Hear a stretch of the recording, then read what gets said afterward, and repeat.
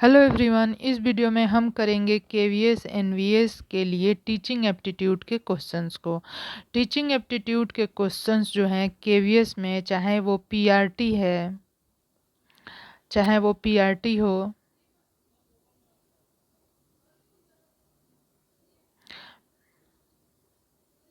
TGT हो, PGT हो, सब में जो है टीचिंग का जो सिलेबस है, टीचिंग एप्टीट्यूड का जो सिलेबस है वो सेम रहता है। 40 क्वेश्चन पूछे जाएंगे 40 मार्क्स के। तो चलिए स्टार्ट करते हैं। यह जो क्वेश्चंस है यह लीडरशिप से है। तो पहला क्वेश्चन है, to maintain discipline in class teachers behaviour should be. Class में डिसिप्लिन बनाए रखने के लिए टीचर्स का बिहेवियर कैसा होना चाहिए? Prejudice, normal, as per the situation, none of this. तो डिसिप्लिन बनाए रखने के लिए टीचर का जो बिहेवियर है वो नॉर्मल होना चाहिए। ठीक है, तो क्लास में डिसिप्लिन बना रहेगा। नेक्स्ट है, teacher should primarily participate in the school administration because. Teacher को जो है पार्टिसिपेट करना चाहिए स्कूल एडमिनिस्ट्रेशन में। क्यों?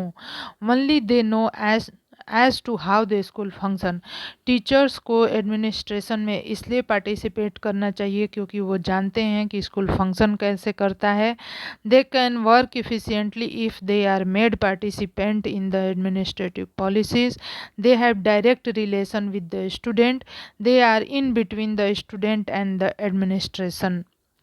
तो जो टीचर होते हैं, एडमिनिस्ट्रेशन जो है टीचर्स के ऊपर होता है और स्टूडेंट जो है टीचर्स के नीचे होते हैं।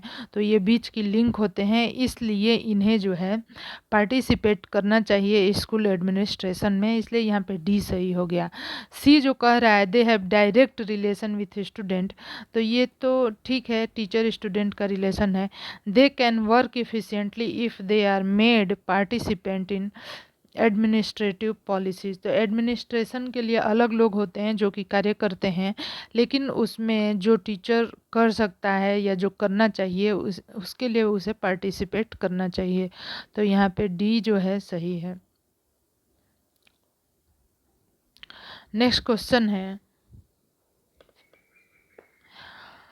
What do you expect from the principal. Principal से आप क्या एक्सपेक्ट करते हैं? Allotting you your preferred work. Principal जो है आपको आपका प्रीफर्ड वर्क दे। Accepting and praising your ideas. Accepting accepting from you more than your capacities to guide you in everyday activity.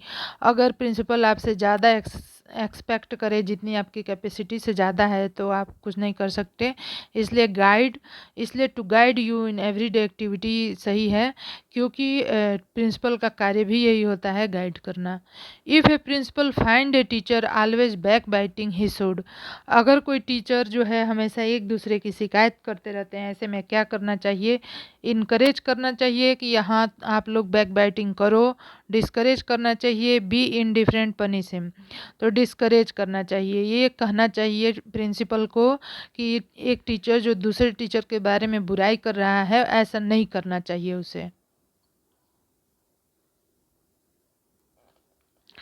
Next है, the main responsibility of the class teacher in the school is to. जो main responsibility होती है class teacher की school में, वो क्या होती है? Be alert about the health of the student, collect fee from them, maintain discipline among student, keep record of the student of the class। जो मेन रिस्पॉन्सिबिलिटी होती है क्लास टीचर की स्कूल में, वो है maintain discipline among student. Students जो है इस तरह से बिहेव करे जो कि डिसिप्लिन तरीका है। नेक्स्ट है,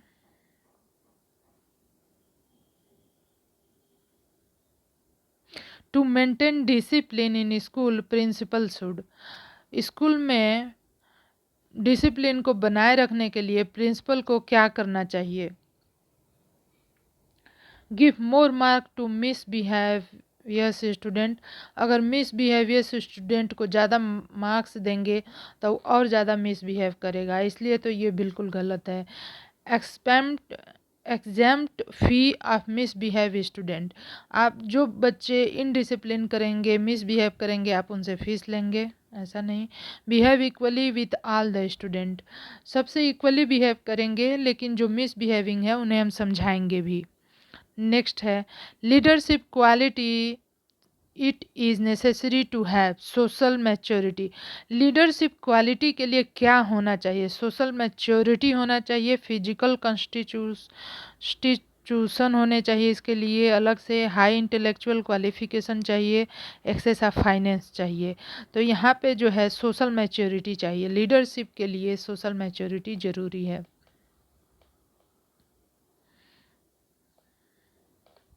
for a class you should choose monitor, आपको एक क्लास के लिए मॉनिटर चूज करना चाहिए या नहीं।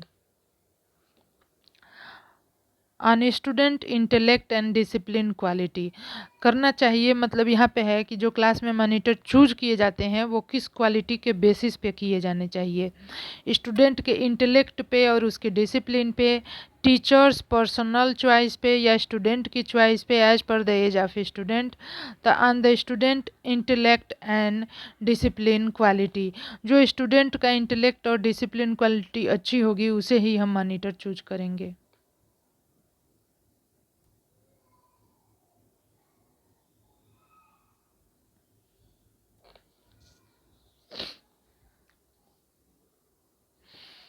What should the teacher union do if the managing committee refuse to accept the teachers demand? जो मैनेजिंग कमेटी होती है उससे कभी कभी टीचर्स की कुछ डिमांड होती है, और ऐसे में अगर मैनेजिंग कमेटी टीचर्स के डिमांड को रिफ्यूज कर दे तो स्टूडेंट जो टीचर्स की यूनियन है उसे क्या करना चाहिए? Order order the teacher to go on strike to put pressure upon the managing committee। दूसरा है teachers representative should talk to the managing committee, जो टीचर्स के रिप्रेजेंटेटिव हैं उन्हें जो है बात करनी चाहिए मैनेजिंग कमेटी से। Teacher union should seek the cooperation of the student to pressurise the managing committee. तो ये तो बिल्कुल निगेटिव हो गया, ऐसा बिल्कुल नहीं करेंगे। डी है cooperation from guardian union should be sought to pressurise the managing committee, तो ये भी नहीं है।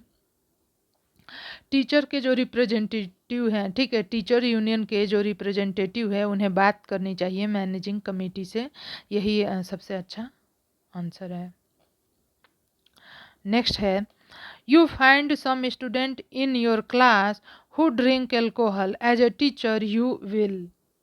आप जो है अपने क्लास के कुछ बच्चों को एल्कोहल ड्रिंक करते हुए देख लेते हैं, ऐसे में एक टीचर के तौर पे आप क्या करेंगे? Ask their parent to take away this student, inform the administration and seek some corrective measure with the administration. तो यहाँ पे हम जो है इन्फॉर्म करेंगे एडमिनिस्ट्रेशन को और कुछ जो है करेक्टिव मेजर का यूज करेंगे विथ द एडमिनिस्ट्रेशन, ठीक है। जो बच्चे ऐसा कर रहे हैं उसके लिए हम जो है कुछ ऐसा उपाय ढूंढेंगे जिससे कि वो एल्कोहल ड्रिंक करना बंद कर दें, ठीक है। और इसके लिए एडमिनिस्ट्रेशन से भी हेल्प लेंगे, एडमिनिस्ट्रेशन को इन्फॉर्म भी करेंगे, उससे हेल्प भी लेंगे। Personally contact a media agency to solve the problem, ऐसा बिल्कुल नहीं है, मीडिया का इसमें कोई रोल नहीं है। Insult them in front of their class fellow, तो ऐसा करने पे बच्चे और बिगड़ जाएंगे, उन्हें समझाना होगा। Their parent to take away, parents को कहेंगे ले जाने को, तो ये रोल नहीं है टीचर का।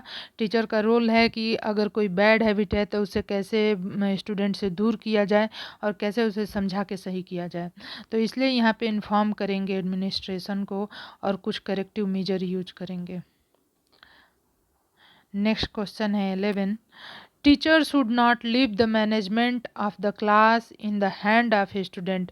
टीचर को जो क्लास का मैनेजमेंट है वो स्टूडेंट के हैंड में नहीं छोड़ना चाहिए। From this statement you are totally agree with it, totally disagree with it, disagree नहीं, agree to some extent, disagree to some extent. यहाँ पे कह रहा है कि टीचर को जो है क्लास में जो मैनेजमेंट है वो स्टूडेंट के हाथ में नहीं छोड़ना चाहिए। आप इस स्टेटमेंट को कैसा मानते हैं? पूरी तरह से एग्री हैं या agree to some extent? Agree to some extent यहाँ पे सही हो जाएगा।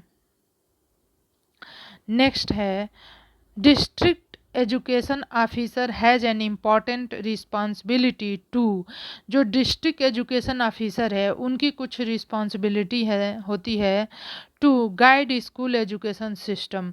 तो डिस्ट्रिक्ट एजुकेशन ऑफिसर जो होते हैं उनकी रिस्पॉन्सिबिलिटी होती है कि वो गाइड करे स्कूल एजुकेशन सिस्टम को।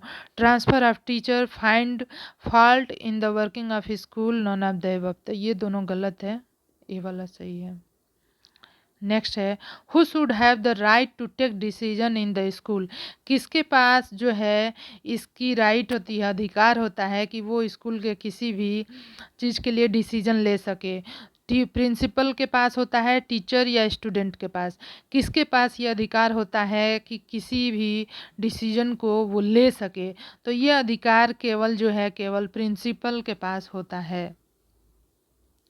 नेक्स्ट क्वेश्चन है if some teacher do not perform their duties, अगर कुछ टीचर अपनी ड्यूटी परफॉर्म नहीं कर रहे हैं properly, what will you do as a principal के तौर पे आप क्या करेंगे? पुट नो अटेंशन, कोई ध्यान नहीं देंगे। अगर कुछ टीचर अपनी ड्यूटी अच्छे से नहीं कर रहे हैं तो एक प्रिंसिपल के तौर पे आप क्या करेंगे? ध्यान नहीं देंगे? ऐसा नहीं है, गलत है। Turn them out of school, आप उन्हें स्कूल से बाहर निकाल देंगे। परसूड देम, उन्हें समझाएंगे। Complain to the managing committee about them, managing committee को कंप्लेन करेंगे। ऐसा नहीं करेंगे और ये भी नहीं, उन्हें समझाएंगे। परसूड देम मीन्स कि उन्हें समझाएंगे। The concept of basic education was given by, basic education का कॉन्सेप्ट किसने दिया? Zakir Hussain, doctor Zakir Hussain, doctor Rajendra Prasad, Mahatma Gandhi, Rabindranath Tagore. Basic education का कॉन्सेप्ट जो है महात्मा गांधी द्वारा दिया गया है। The most important indicator of the quality of school education is, सबसे इम्पॉर्टेंट इंडिकेटर जो होता है क्वालिटी ऑफ स्कूल एजुकेशन का वो क्या होता है? वो होता है infrastructure facility in the school, text book and teaching learning material, classroom process, attainment level of children. तो यहाँ पे हो जाएगा attainment level of the children. Next है students learning difficulties can be best addressed by, student की जो learning difficulty है उसे, स्टूडेंट की जो लर्निंग डिफ़िकल्टी है can be best addressed by, उसे हम कैसे सबसे अच्छे तरीके से कैसे उसे एड्रेस कर सकते हैं? Advising them to work hard, suggesting private tuition, supervise study in the library, remedial teaching से हम जो है उसे दूर कर सकते हैं। जो लर्निंग डिफ़िकल्टी होती है, स्टूडेंट की जो लर्निंग डिफ़िकल्टी होती है वो रेमेडियल टीचिंग से ही ठीक हो सकती है। In service teachers training can be made effective, in service teacher training can be made effective using training package developed in advance, making it residential, using participatory approach, putting follow up mechanism in practice। तो यहाँ पे जो है putting follow up mechanism in practice हो जाएगा। Next है anti child labour law, anti child labour law क्या कहता है? Prohibit all form of child labour until the age of 14 year, 14 साल से नीचे के बच्चों से कोई भी कार्य नहीं कराना है। Prohibit child labour in hazardous occupation only, prohibit child labour during school hour, prohibit child labour by putting responsibility on the employer about their education. तो यहाँ पे जो होगा prohibit all form of child labour until the age of 14, 14 साल के as तक हमें जो है बच्चों से किसी भी तरह के कार्य नहीं करवाने चाहिए। For being successful in life, students should be encouraged to, अगर स्टूडेंट को, अगर बच्चों को सक्सेसफुल होना है लाइफ में तो उन्हें इनकरेज करना चाहिए सेलेक्टिव स्टडी के लिए, casual study, intensive study, learning by note memorisation. तो यहाँ पे हो जाएगा इंटेंसिव स्टडी के लिए ज़्यादा से ज़्यादा और डीपली जब पढ़ेंगे तभी वो सफल होंगे। तो आपको वीडियो कैसा लगा ज़रूर से बताएं, चैनल को सब्सक्राइब करें, लाइक करें और शेयर करें। धन्यवाद।